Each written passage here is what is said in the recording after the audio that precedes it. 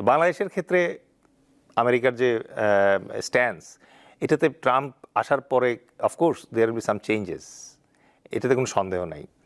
But again যে জিনিসটা বোঝার ব্যাপার আছে সেটা হচ্ছে যে বাংলাদেশের সাথে ট্রাম্পের অথবা আমেরিকার যে সম্পর্ক আছে, এই সম্পর্ক হাসিনার জন্য না, এই সম্পর্ক হচ্ছে বে অফ বেঙ্গলের জন্য।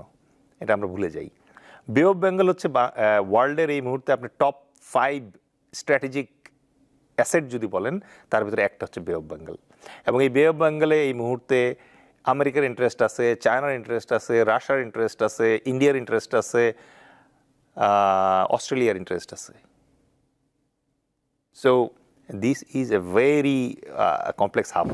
সুতরাং শেখ হাসিনা মোদির সাথে থাকলো কি থাকলো না, এইটা ট্রাম্পের অ্যারিথমেটিক ক্যালকুলেশনের মাঝখানে ইট ডাজন্ট রিয়েলি ম্যাটার, কারণ আমাদের আগে ট্রাম্প এটা বুঝে